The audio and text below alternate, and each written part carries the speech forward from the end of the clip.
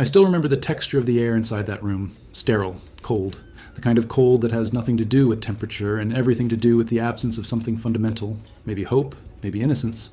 The fluorescent lights hummed at a frequency that made my teeth ache, and somewhere beyond the reinforced glass, something was breathing. My name is Dr. Sarah Vance. I'm a xenobiologist, or I was, before all of this. Before they asked me to do the impossible, establish communication with a being that had crossed the void between stars, only to crash, broken and alone, into the Cascade Mountains of Washington State in the autumn of 2019. They found it 3 days after the impact. Not a crater. The craft had descended with impossible precision through the canopy, coming to rest in a grove of old-growth cedars near the Hoh rainforest. The trees around it had bent inward, as if bowing. No burn marks, no radiation, just silence, and a vessel the color of driftwood that seemed to absorb light rather than reflect it. I was brought in on the 5th day. By then, the creature had been moved to a facility I cannot name in a location I'm forbidden to disclose. What I can tell you is this. It was dying. Not from its injuries. Those had been superficial, but from something else. Grief, maybe, or despair. The kind that seeps into your marrow when you realize you'll never see home again. They told me to communicate, to extract information, strategic intelligence, technological secrets, anything that could justify the enormous resources being poured into its containment. But when I finally stood before it, when I looked into those eyes, ancient and dark as deep water, I understood that this wasn't an intelligence operation. It was a confession. The being wanted to talk, needed to perhaps, the way the dying need to unburden themselves before the end. And what it told me, over the course of 7 days locked in that room, shattered every assumption I'd ever held about humanity's place in the universe. This is that conversation, or as much of it as I can bear to remember. Some truths, once learned, cannot be unlearned, and some warnings once delivered cannot be ignored, even when we desperately want to. Communication was never going to be verbal.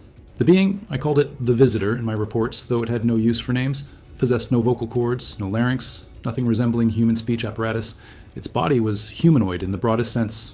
Bilateral symmetry, 2 primary manipulator appendages, sensory organs clustered at the apex. But that's where familiarity ended. The skin, if you could call it that, had the quality of riverstone, smooth, gray-green with a subtle iridescence that shifted in certain lights. 7 fingers on each hand, each tipped with something between a nail and a claw. The torso was elongated, the limbs disproportionately slender, but it was the eyes that stayed with you. Large, dark, liquid, no visible pupil.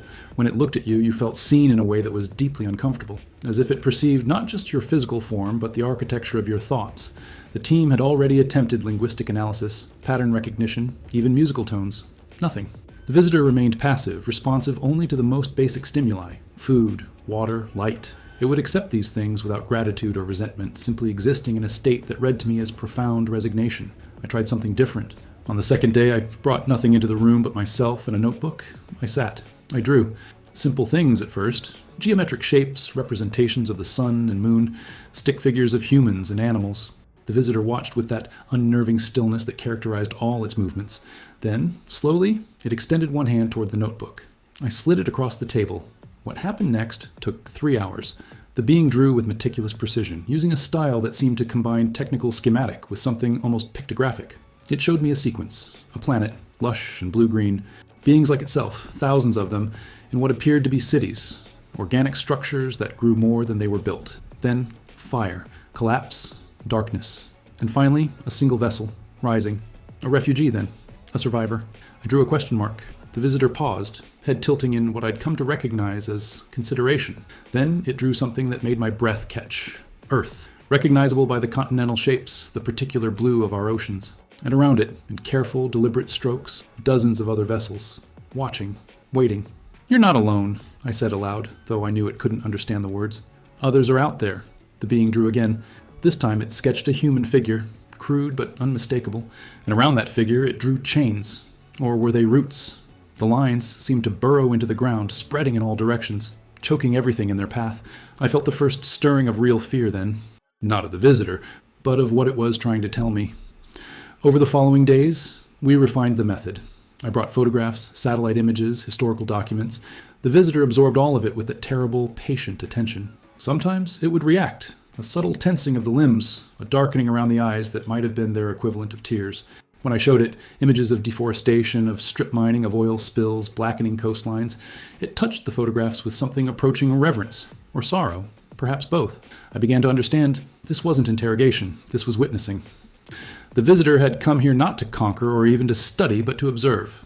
And what it had observed in the brief time before its crash had confirmed something it had already known or suspected about our species. On the 6th day, I brought my personal laptop. Against protocol, yes, but by then I'd stopped caring about protocol. The visitor needed to understand context, and I needed to understand what it was trying to tell me. I showed it video: cities at night, the pulse of traffic and light, children playing, forests burning, whales breaching, factory farms, the ISNs, Hiroshima, the Grand Canyon, birth, death, everything. The visitor watched it all, and then, with those long fingers, it began to type. The words came slowly, assembled from observation of the text on screen, pattern-matched from thousands of images and documents it had somehow processed. The grammar was broken, the vocabulary limited, but the message was clear. You are young, you are alone, you do not know what you are. I stared at the screen. What do you mean? The fingers moved again, hesitant, as if the being was choosing each word with immense care. You think you are awake, you are still dreaming, and the dream is ending. The room felt smaller suddenly, colder. Ending how? But the visitor had stopped typing. Its head lowered, a gesture of such profound exhaustion that I felt it in my own bones. The session was over. I gathered my things in silence, but at the door, I looked back. The being sat motionless in the harsh, fluorescent light, impossibly far from home, carrying a burden I couldn't yet comprehend. I'll come back tomorrow, I said. I need to understand. The visitor didn't move. But on the laptop screen, a final message appeared, typed while my back was turned. Understanding is not the same as accepting. You will learn this. They allowed me one more day. After that, the protocols would change. Different handlers, different methods. Military intelligence wanted results, not philosophical exchanges with a dying alien. But Director Moss, the facility commander, had seen something in my reports that intrigued him, or frightened him. He gave me 72 hours to extract whatever the visitor was trying to communicate.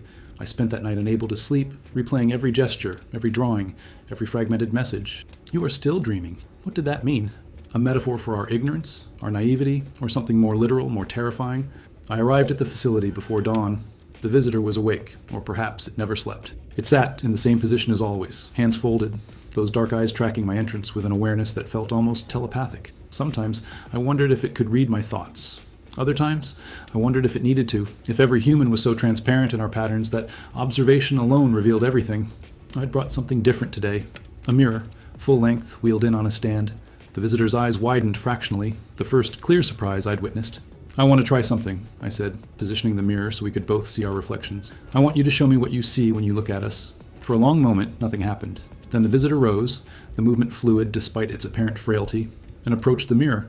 It studied its own reflection first, one hand touching the glass surface with something like sorrow. Then it looked at my reflection. What it did next still haunts me. The being began to draw on the mirror's surface with its finger, the tip somehow leaving marks on the glass like condensation.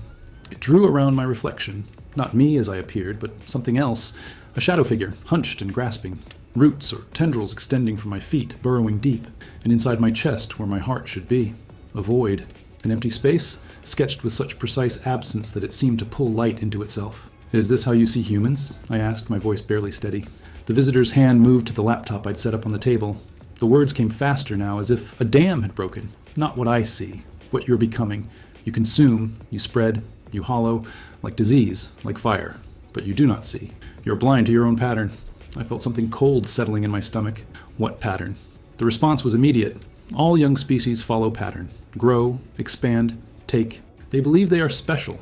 They believe they are chosen. They believe they will be different. They are never different. Different from what? But I already knew. From species that came before? Yes. I sat down heavily. The implications were staggering. How many? How many species have you seen? The visitor's fingers hesitated over the keys. Then, in my lifetime, 7. In the lifetime of my people, thousands. All follow pattern. All believe they are exception. All are wrong. What happens to them? The pause was longer this time. When the words came, they felt like a eulogy. They consume their world. They reach for stars. They find nothing but silence. They realize too late. They are alone. They have always been alone. The silence breaks them. They end themselves, or they become what you will become. My hands were shaking. What will we become? The visitor looked at me directly, and in its eyes I saw something I hadn't seen before. Pity. Hunters. The word hung in the air like smoke. I tried to process it, to fit it into some framework that made sense. You're saying humanity will turn violent? Expansionist? You already are, but now you are weak. You hurt only yourselves. When you reach the stars, and you will reach them, your species is clever, you will find the same truth all hunters find. There is nothing to hunt. The galaxy is empty. The universe is empty. All the civilizations that could have been All the voices that could have sung consumed themselves before they could meet each other. You are not special. You are alone because everyone is alone. I felt tears on my face and didn't remember starting to cry. Then why are you here? Why come to Earth if you knew what we'd become? The visitor's response was the longest yet, typed with what seemed like great effort. Because I am last of my people. Because my world followed pattern too. We woke up too late. We tried to change. We tried to warn others, but pattern is stronger than intention. I came to Earth to document, to witness, to record that another species walked this path. That is all I can do. Bear witness. Remember. Your people are gone. Yes, all of them. I am all that remains. The weight of that statement, the absolute finality of it, crushed something in my chest. An entire civilization, reduced to a single being in a sterile room, light years from home, dying slowly while trying to warn a species too young and too proud to listen. What was your world like? I asked softly. Before, the visitor's hand moved away from the keyboard. It returned to the mirror, and there, in those ghostly finger marks, it drew something beautiful, spiraling structures like nautilus shells, forests that seemed to breathe, beings moving together in patterns that suggested music, a world of integration, of harmony. And then, with terrible precision, it drew the same thing I'd seen in every other sketch. The spread, the consumption, the hollow center. We were like you, it typed. We thought we were different. We were not. On the 8th day, I brought the question I'd been afraid to ask. Can the pattern be broken? The visitor sat motionless for so long I thought it might not answer. The facility hummed around us, ventilation systems, distant voices, the whisper of electronics. Outside this room, the world continued in blissful ignorance. People drove to work, kissed their children, complained about traffic. They had no idea that in this unmarked building, a dying alien was delivering humanity's eulogy. Finally, the fingers moved. I do not know. We tried. We failed. But we may have woken too late. Your species is younger. Maybe there is time. Something in my chest unclenched slightly. Then tell me what we need to do. The visitor's head tilted, and I saw something that might have been hope flicker in those dark eyes. It began to type, and this time the words came in a flood, as if it had been waiting for someone to ask, someone to care enough to listen. The pattern begins with separation. You see yourselves as apart from world. You create word nature as if you are not part of it. You create word resource as if everything exists to serve you. This is the first lie, the lie that kills. I wrote frantically in my notebook, capturing every word. The pattern continues with growth. You measure success by expansion. More people, more cities, more consumption. You create economic systems that punish stopping, that punish balance. Growth becomes religion. Any who question growth become heretics. Capitalism, I murmured. Not just one system, all systems. We had different name, different structure, same result. The pattern is deeper than economics. It is psychological. It is how young species understand existence. You think you are individuals competing for resources. You are not. You are cells in organism you cannot see. But the organism is sick. It consumes itself. I looked up from my notes. You're describing cancer. The visitor's fingers paused, then, yes, perfect word. Your civilization is cancer. Not because you are evil. Because you are confused. You think cancer is enemy. Cancer is not enemy. Cancer is cell that forgot its purpose. Forgot it is part of body. Forgot that body's death is its death. Cancer grows until it kills host. Then cancer dies too. This is pattern. This is what young species do. Forget they are part of something larger. Grow until they destroy the system that sustains them. Die confused and alone. The analysis was so stark, so devastatingly accurate, that I felt something break inside me. Every environmental report I'd ever read, every climate model, every extinction graph, they all pointed to the same conclusion. We were killing our host, and we knew it. The scientific community had been screaming warnings for decades, but knowing and changing were different things. We know this, I said, my voice hollow. Our scientists have been saying this for years. We can't seem to stop, because knowledge is not enough. Cancer cells cannot choose to stop being cancer. They are trapped by their nature. You are trapped by yours. Your biology rewards short-term gain. Your psychology craves growth. Your social structures punish those who stop consuming. The trap is complete. And then we're doomed. It wasn't a question. The visitor's response surprised me. Maybe, maybe not. There is one thing different about your species. One thing I have not seen before. I leaned forward, desperate. What? You document your own destruction. You create art about your failure. You write stories about your end. You make films warning your children. No other species did this. Most stayed blind until the end. You see the pattern. You name it. You weep for it. This is new. I do not know if it is enough, but it is new. A strange feeling moved through me. Not quite hope, but something adjacent to it. You're saying our self-awareness might save us? I am saying it is your only chance. The pattern can only be broken by species that sees the pattern, that understands it is caught, that chooses, collectively, completely, to change. not individuals, not movements. Entire species must choose differently, must redefine what success means, must remember they are part of Earth, not masters of it. How do we do that? How do we change our entire civilization? The visitor's next words appeared slowly, each one deliberate. You must do what we could not. You must create new story. Right now, your story is individual success, unlimited growth, competition, consumption, separation. This story is killing you. You must create new story. Connection, balance, enough, cooperation, integration. You must make new story more powerful than old story. You must teach your children until new story becomes truth. I thought of the children in the videos I'd shown the visitor, my own nieces and nephews, the young scientists joining our research teams, bright-eyed and hopeful. And if we fail? The response was instantaneous. Then, in 10,000 years, maybe 20, another species will arise. They will find your ruins. They will study your collapse. They will vow to be different. And they will fail too. This is pattern. This is the great filter. This is why galaxy is silent. The great filter. I knew the term, the hypothesis that there's some universal barrier preventing civilizations from reaching the stars. Some test that everyone fails. And here it was, confirmed by a being whose people had failed it themselves. The Fermi paradox, I whispered. Yes, you wonder why you hear no signals? Why you see no other civilizations? This is why. They all consumed themselves before they could reach out. Or they became what my people became, scattered, desperate, too late. You're not searching for living civilizations. You are searching for ghosts, warnings, epitaphs. The weight of that truth was crushing. We were alone, not because we were special, but because everyone else had failed the same test we were failing right now. I don't know if I can do this, I said, looking at my notes, at the enormity of what the visitor was describing. I'm just one scientist. How do I convince humanity to change everything about how we live? The visitor looked at me, and for the first time, I saw something like warmth in those alien features. You begin by telling them the truth. I spent the next 12 hours in a state of controlled collapse. Director Moss found me in the facility's break room at 3 a.m., staring at my laptop screen. The visitor's words typed and retyped into documents I didn't know what to do with. Dr. Vance. Oh, spictai! His voice was carefully neutral. You've exceeded your approved time. The military analysts are scheduled to take over at 0800. I looked up at him. Moss was career intelligence, a man who'd spent 30 years in rooms where truth was currency and secrecy was survival. But there was something in his eyes now. Uncertainty, maybe. Or fear. They'll kill it, I said flatly. Not intentionally, but their methods, their interrogation protocols, it's already dying, Director. He can't survive that kind of stress. That's not your concern anymore. But he didn't move to leave. What did it tell you? I hesitated. Everything I'd learned was classified at levels I couldn't even name. Sharing it could end my career, possibly my freedom. But the visitor's words echoed. You begin by telling them the truth. It told me we're committing suicide, I said, slowly, methodically, following a pattern that every intelligent species follows, and that we're running out of time to change. Moss pulled out a chair, sat down heavily. That's it? That's the great revelation? We're killing ourselves? He laughed, but there was no humor in it. Dr. Vance, we've known that since the 70s. The oil companies knew, the governments knew. Hell, my daughter's middle school science class knows. That's not new information. But it confirms it's not just us. It's universal. Every civilization reaches this point, and almost none of them survive it. Almost? I caught the emphasis. It didn't say none. It said almost, which means somewhere, maybe someone figured it out. Moss was quiet for a long moment. What does it want us to do with this information? Change everything. Our economics, our values, our definition of success. Stop growing for growth's sake. Reintegrate with the biosphere. Remember, we're part of Earth, not separate from it.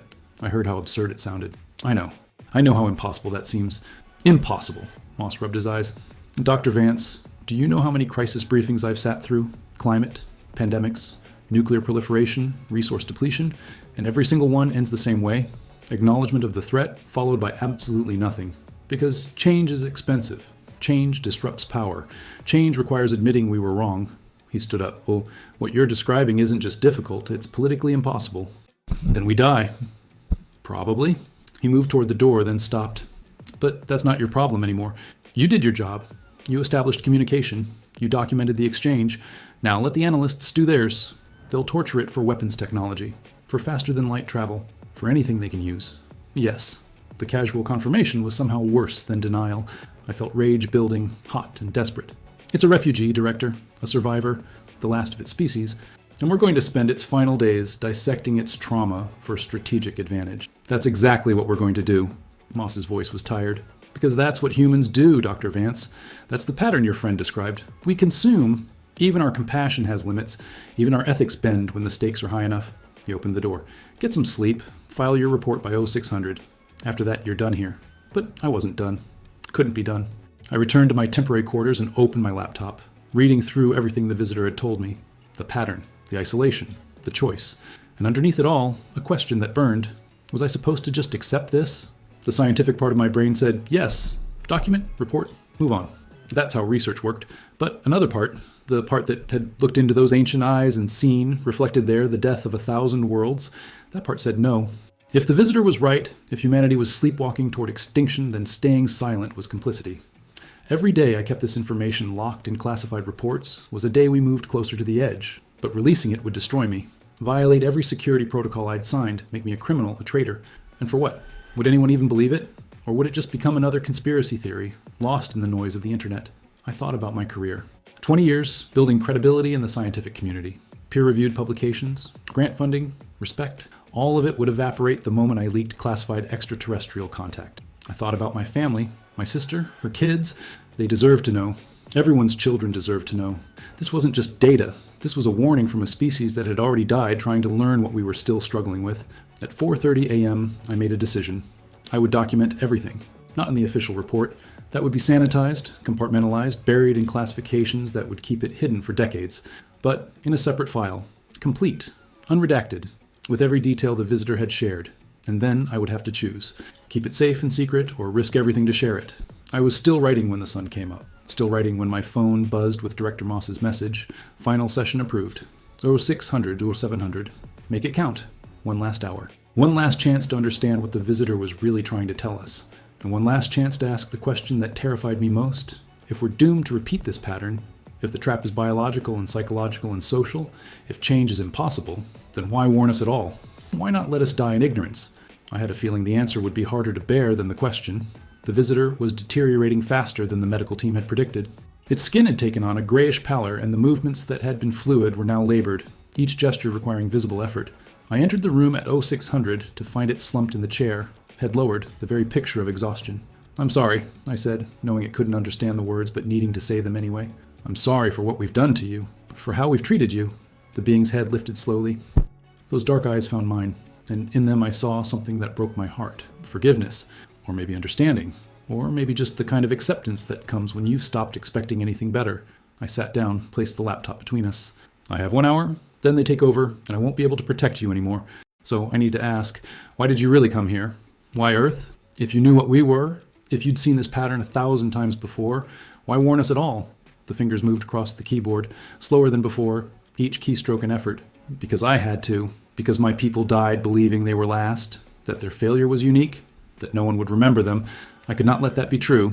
I came to document, to witness, to record that they existed, that they tried, that their failure meant something. You're writing our obituary. No, I am writing invitation. I stared at the screen. Invitation to what? The response came in fragments, the visitor pausing between phrases to gather strength. In the galaxy, there are two kinds of civilizations. Young ones like yours, caught in pattern. And old ones, very old, who broke pattern, who survived, who changed. The old ones do not travel, do not expand, do not broadcast. They learned that growth is death. They learned to be still, to be small, to be quiet, to be enough. My pulse quickened. You're saying there are successful civilizations out there? Yes, but you will never find them. They do not want to be found. They know that young species are dangerous, consuming, hungry. They hide in silence. They wait for young species to either transform or die. Most die, but some don't. Some transform. Very few. Maybe 1 in 10,000. They learn to be small. They learn to be still. They learn that consciousness is not measured by expansion, but by depth, by connection, by peace. When they transform, the old ones notice. The old ones reach out. The old ones welcome them. I felt tears on my face again. Into what? Into community of survivors. Into family of species who remembered they were a part of universe, not masters of it. There is network, Dr. Vance. Network of transformed civilizations. They share knowledge. They share art. They share silence. They exist in balance with their worlds. They have existed for millions of years. They will exist for millions more. But they do not accept young species. Too dangerous, too hungry, too loud. How do we join them? How do we transform? The visitor's response was brutally simple. You choose. As species, as whole. You choose to stop growing. You choose to stop consuming. You choose to become small. You choose to become quiet. You choose to become enough. This is transformation. This is only transformation. And if we don't, then you join the silence of all other young species. You become warning. You become lesson. You become ghost story. Old ones tell their children. Once there was species called human. They reached for stars. They found nothing. They died alone. Remember them. Do not be them. The weight of it crushed the breath from my lungs. We were being tested. Had always been tested. Not by the universe, but by our own nature. And the test wasn't whether we could build starships or split atoms or decode genomes. We'd already proven we could do those things. The test was whether we could stop, whether we could choose limits, whether we could redefine success not as growth, but as balance. Your people, I said softly, they transformed. Too late. We stopped growing. We stopped consuming. We became small. We became quiet. We sent message to old ones. We have changed. We are ready. Please welcome us. And they replied, you have changed, yes, but you have also died. Your population is too small to survive. Your genetic diversity is too narrow. Your ecosystem is too damaged. You transformed, but you transformed after the point of no return. You will be extinct in 3 generations. We are sorry, we remember you, but we cannot save you. Jesus! The word came out as a sob. That's why you're alone. You're the last generation. Yes, I am last. When I die, my people die. All our art, all our knowledge, all our transformation. It ends. Unless someone remembers. Unless someone documents. Unless someone learns from our failure. So you came here to make sure we don't make the same mistake, to warn us while there's still time. Yes, but also no. The visitor paused, and when the words resumed, they carried a different weight. I came here because I was alone, because I wanted to speak to someone, anyone, one more time, because dying alone is hard, because even knowing your species was arrogant, wasteful, blind, even knowing all that, I still wanted to believe someone could hear me, could see me, could know that my people existed, that they mattered. I reached across the table, slowly, giving it time to pull away. But the visitor didn't move. I placed my hand over its 7-fingered one, feeling the strange coolness of its skin, the subtle tremor of weakness. I see you, I said. I hear you. And I will remember. I promise. The being's other hand came to rest on top of mine, completing the circuit of contact. And in that moment I understood. This wasn't about saving humanity. It had never been about saving humanity. The visitor knew we'd probably fail, just as its people had failed. This was about not dying alone, about making sure that when the end came, someone bore witness, someone remembered. And maybe, if we were very lucky and very brave, that witness might be enough to change the pattern. But probably not. Director Moss terminated the session at 065P8. I'd exceeded my clearance, my authority, my time. As security escorted me from the facility, I looked back once to see the visitor still sitting in that sterile room, smaller somehow, more fragile. It raised one hand in what might have been farewell or might have been helplessness. I would never know. The debriefing lasted 6 hours. A panel of military intelligence officers, NSA representatives, and 2 people whose agencies weren't identified picked apart every word of my report. They wanted tactical intelligence, strategic applications, technological specifications, the location of these old civilizations the visitor had mentioned. It doesn't work that way, I said for the dozenth time. It's not offering us shortcuts. It's warning us. Warnings don't require this level of classification, one of the NSA analysts said coolly. What else did it tell you? What haven't you put in the report? Everything. I'd omitted nothing from the official documentation. But I could see they didn't believe me. They'd been trained to assume everyone held something back, especially when the stakes were this high. Dr. Vance, the lead military officer said, his tone sharpening, you spent 8 days in direct communication with an extraterrestrial intelligence. In that time, it allegedly discussed the existence of a galactic network of advanced civilizations, and you're telling us it provided no information about how to contact them, no coordinates, no communication protocols, nothing? It told us the only way to contact them is to transform our civilization, to stop growing, to achieve balance. When we do that, if we do that, they'll notice, they'll reach out. That's not actionable intelligence. It's not supposed to be intelligence. It's supposed to be a warning. The officer leaned forward. A warning. Fine. Then answer me this. Why should we believe anything it told you? For all we know, this could be psychological warfare, a deliberate attempt to make us question our expansion, our progress, our natural development. What better way to neutralize a potential rival than to convince them that growth itself is the enemy? I'd anticipated this. It was the obvious counter-argument, the reflexive suspicion that came from decades of Cold War thinking. To what end? The being is dying. Its species is extinct. What possible advantage does it gain from lying to one researcher in a classified facility? Maybe it's not alone. Maybe there are others. Maybe this is first contact and we're failing the test by being naive. Around the table, heads nodded. The logic was seductive. Assume threat. Assume deception. Assume the worst. It was how intelligence agencies survived. But it was also, I realized with sinking certainty, exactly the kind of thinking that trapped young civilizations in the pattern.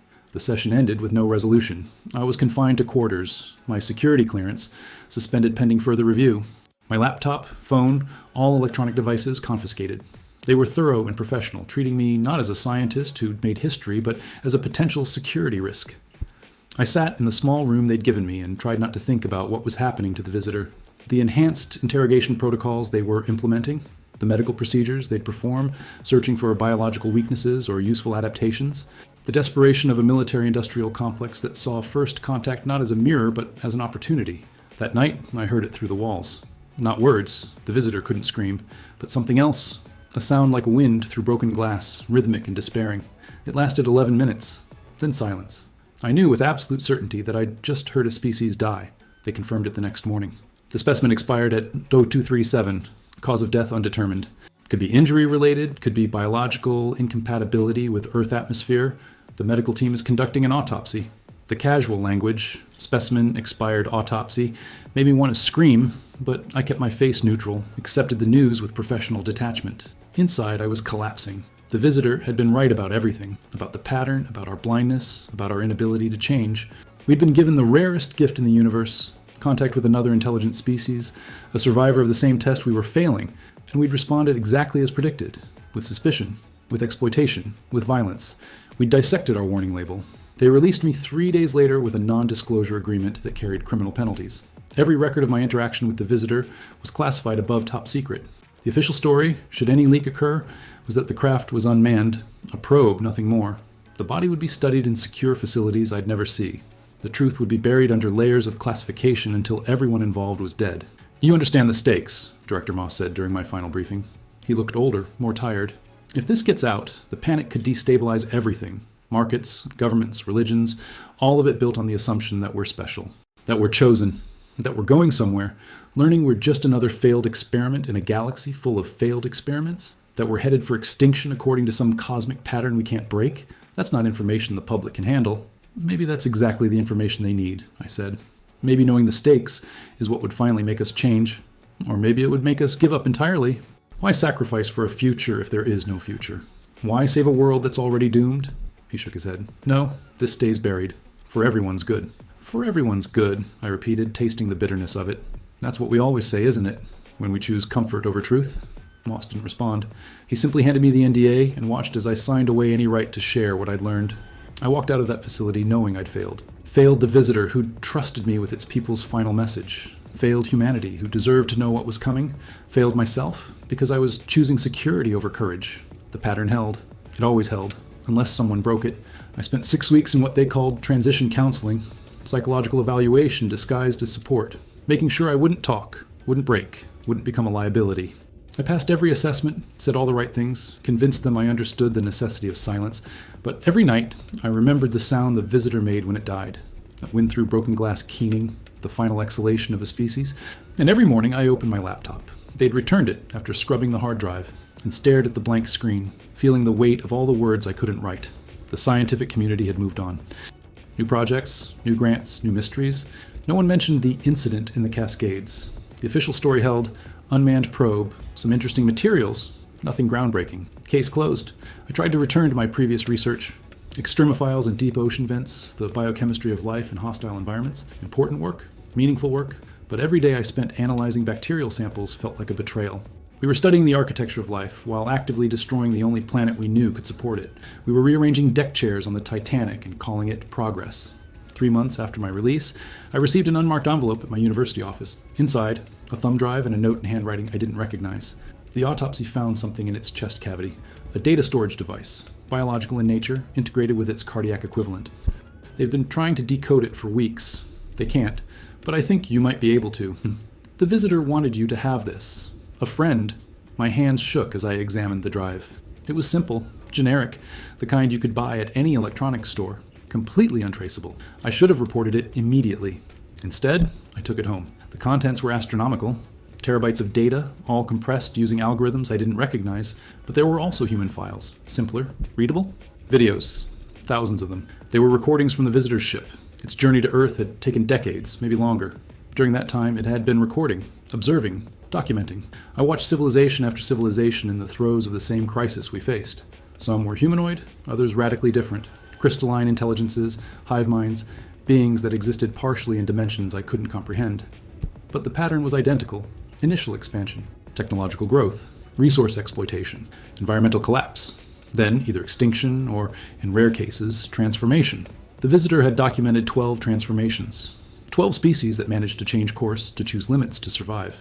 I watched their struggles with something like religious awe. They all followed similar paths. First came crisis, undeniable, civilization-threatening emergency. Then came leadership, individuals who refused to accept extinction, who articulated new visions.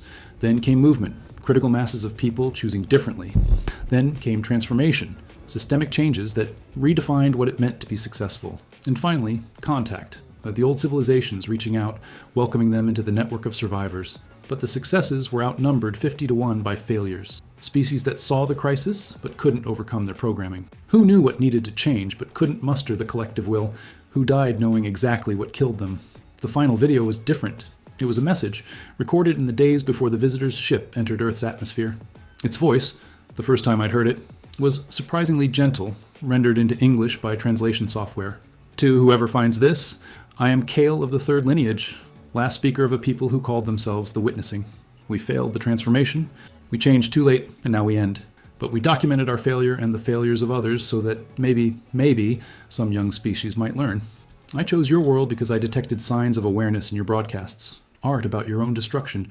Stories warning your children. Music mourning what you're losing. This is rare. Most species stay blind until the end. I do not know if you will transform. Probably you will not. The pattern is strong, stronger than hope. But you have one thing others lacked. You have time. Not much. Your climate models suggest 50 to 100 years before cascading failures, but some. If you transform, the old ones will notice. They will teach you. They will welcome you. You will join something ancient and beautiful, a community of survivors who learn to be small, to be quiet, to be enough. If you do not transform, then I have left you something else, my people's story, our art, our science, our transformation. Everything we learned, even though we learned it too late. Maybe it will help, maybe not. I'm sorry I could not do more. I'm sorry I arrived already dying. I'm sorry I will never know if you made it, but I am glad I spoke to one of you at least, glad I was not completely alone at the end. Your Dr. Vance saw me, heard me, remembered me. That is enough. That has to be enough. To the old ones, if you are listening, we tried. We really tried. To the young species watching this, good luck, please. Good luck. The video ended. I sat in the darkness of my apartment, face wet with tears, holding the weight of a dead civilization's final testament. They'd given me a choice. The visitor, and whoever had stolen this data and passed it to me, I could keep it secret, safe, buried. Or I could release it, ruin myself, face prosecution, become a pariah, and give humanity one last chance to see the pattern before it closed around us completely. I thought about the 12 successful transformations I'd watched. Every single one began the same way, with truth. Inconvenient, dangerous, career-destroying truth that someone chose to speak anyway. I opened my laptop and began to write. Not a scientific paper, those could be suppressed. Not a classified memo, those could be buried. But something simpler, more direct. A story, a warning, a testament. Everything the visitor told me, rendered in plain language, released anonymously across every platform I could find. No proof, no credentials, just the truth told as clearly as I could tell it. They'd discredit me, call it fiction, delusion, conspiracy theory. But some people would listen, some people would investigate, some people would believe. And maybe, just maybe, that would be enough. They came for me within 48 hours. Not dramatically, no armed raids, no perp walks. Just a quiet visit from Director Moss and 2 lawyers representing agencies that didn't officially exist. They sat in my living room and informed me that I'd violated federal law, breached national security, and endangered public safety. The story went viral, Moss said, his voice carefully modulated. 20 million views in the first day. It's been translated into 40 languages. Celebrities are sharing it. Scientists are debating it.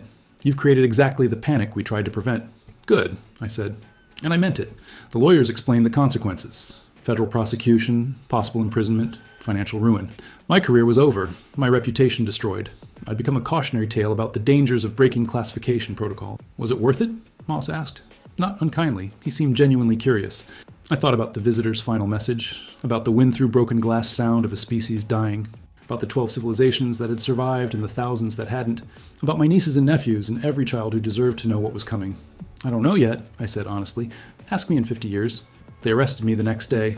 The trial was closed, national security concerns. I was convicted, sentenced to 5 years, served 8 months before a presidential pardon I didn't request and never understood. Politics, probably. Or maybe someone in power had read the story and decided I'd suffered enough. When I was released, the world had changed in small, strange ways. Climate activism had exploded, but with a different tenor. People weren't just demanding policy changes. They were questioning the entire paradigm of growth. Degrowth movements gained mainstream traction. Some governments began implementing steady-state economic models. Young people especially seemed to understand that transformation wasn't optional anymore. Scientists started using different language. Instead of sustainable development, they spoke about regeneration. Instead of managing resources, they discussed reciprocity with ecosystems. The shift was subtle but real. Was it enough? I didn't know. The climate models still projected crisis. The feedback loops were still accelerating. But something had shifted in the collective conversation. We were naming the pattern, questioning it. Some of us were even trying to break it. The visitors' data remained classified, but fragments kept leaking. Anonymous scientists releasing portions of the archive, building a distributed record that no single government could suppress. The footage of other civilizations, their struggles, their failures, their occasional triumphs, became a kind of mirror, forcing us to see ourselves more clearly. I never returned to academic research. Instead, I started teaching. Not at universities, but in communities and town halls, anywhere people gathered who wanted to understand what we were facing. I didn't have answers. I just had a story. A warning from a dying alien who'd traveled across the stars to deliver it. Now, some people believed me.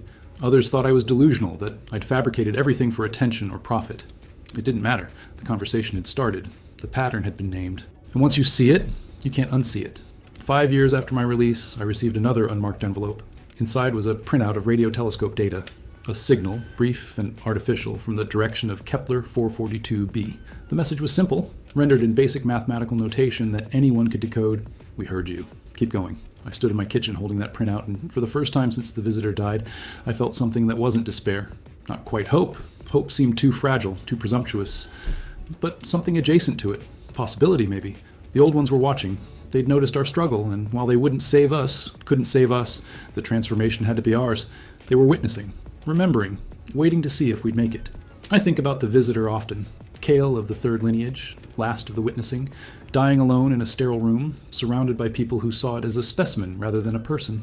I think about the sound it made at the end, and I wonder if it knew that its death wouldn't be meaningless, that the message would get out, that someone would listen. I think about the pattern, the great filter that has claimed so many civilizations, the trap of growth, the addiction to expansion, the fatal mistake of forgetting we're part of something larger. We're still caught in it, still consuming, still growing, still racing toward the edge. But we're aware now. Millions of us are aware. And awareness is the first step toward transformation. Will it be enough? Ask me in 50 years. Or better yet, ask the stars. Because they're listening now. The old ones are watching. And when we finally decide what we want to be, when we choose between extinction and transformation, they'll know. Everyone will know. The galaxy is full of ghosts, the visitor told me.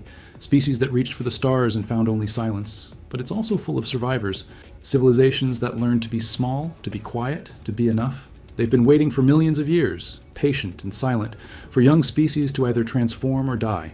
We're being tested, not by them, but by ourselves, by our own nature, our own choices, our own ability to see the pattern and break free of it. The visitor gave us the answer. Whether we use it is up to us.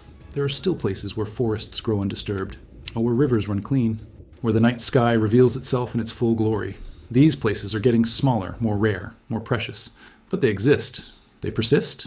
And in their persistence, they remind us transformation is possible. Balance can be achieved. We can learn to be enough. The visitor knew this. That's why it came. Not to save us. It couldn't. But to remind us that we can save ourselves, if we choose. If we're brave enough. If we're wise enough to listen to a warning delivered across light years by a dying member of a species we killed through our own blindness. Some stories aren't meant to comfort. They're meant to wake you up. This is one of those stories.